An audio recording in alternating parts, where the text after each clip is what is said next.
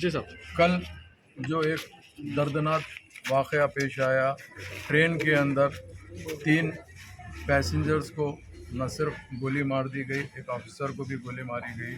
تو اس کے اندر ایک بیچارے جو سید سیف الدین مرحوم جو شہید ہو گئے، جو میری کانسٹیٹنسی بازار گھاٹ میں رہتے تھے. جیسے ہی اطلاع ملی نقیب ملت بیرسٹر اسد الدین اویسی صاحب نے امیڈیٹ مجھے انسٹرکشن دیا کہ بولے ایک اپنا حیدرآباد کا لڑکا ہے جو بازار گھاٹ میں رہتا فوری. امیڈیٹ ہم یہاں آئے، ریلوے کی پولیس بھی آئی، ان کی فیملی ممبر سے ملاقات کی.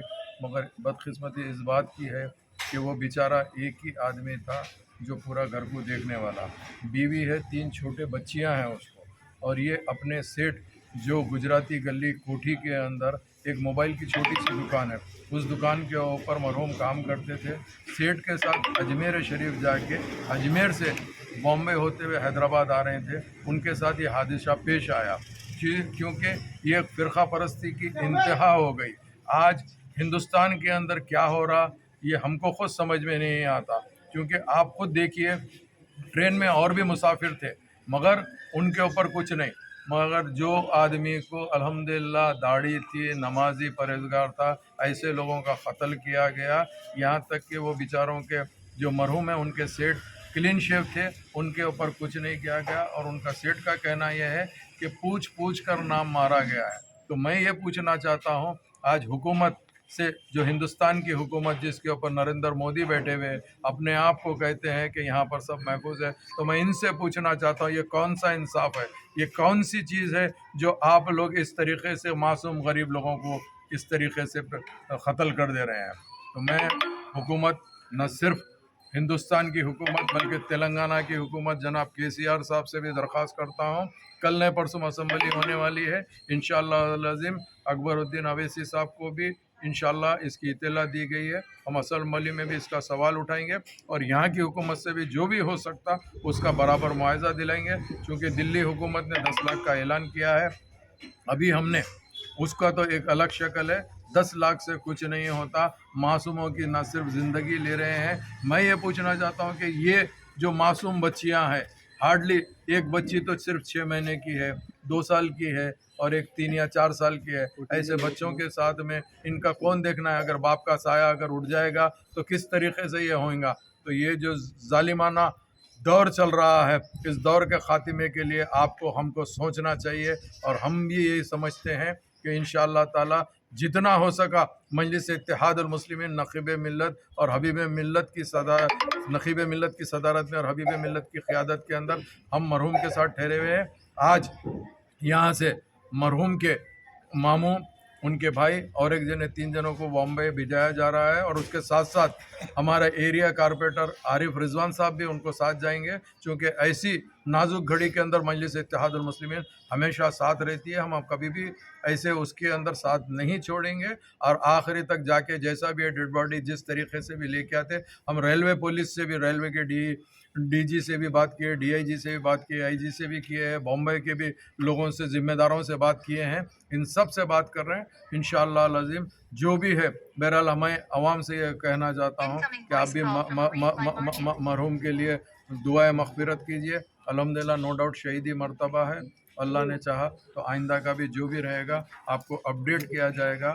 میں ضرور یہی کہنا چاہتا ہوں کہ اب یہ جو ہو رہا ہے یہ ہرگز نہیں ہونا چاہیے، بالکل غلط ہے. بہت بہت شکریہ. السلام. محمد واجد پاشا، مرحوم شہید سید سیف الدین کا ماموں ہوں.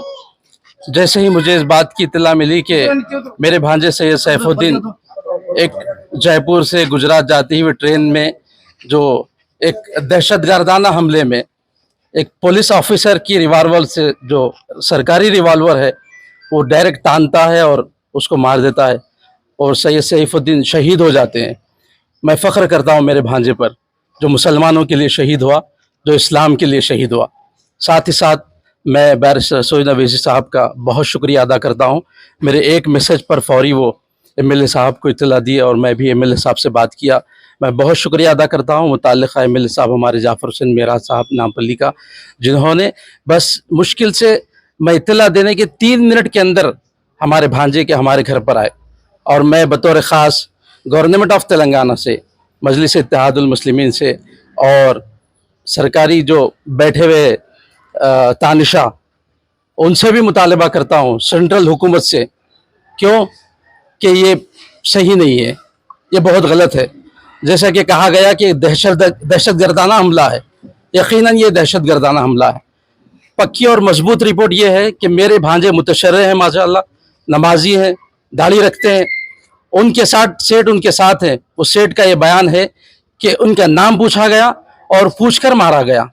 कैसी बात है ये बताइए आप? इंसानियत है, सबका साथ, सबका विकास, सबका विश्वास। कैसा विश्वास, कैसा विकास, कैसा साथ, समझ से बाहर है ये बात। बहरहाल गुजारिश यही है आप हजरात के चैनल के ज़रिए एमआईएम पार्टी से, केसीआर साहब से, कि 10 लाख इसका कोई बदल नहीं है, कोई बदल नहीं है। हम तो ये बिल्कुल कबूल करने तैयार नहीं है। 3 मासूम, 6 महीने की एक लड़की, 2.5 साल की एक लड़की, 6 साल की एक लड़की है। ये बच्चियों की मुकम्मल तालीम होना चाहिए।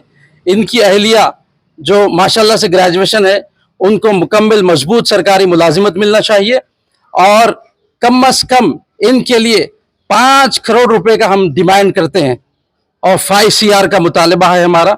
और ये गवर्नमेंट ऑफ तेलंगाना से बतौर ख़ास है कि आप सेंट्रल से, आपसे और जमात से कैसा हो सकता प्लीज़ दिलाइए।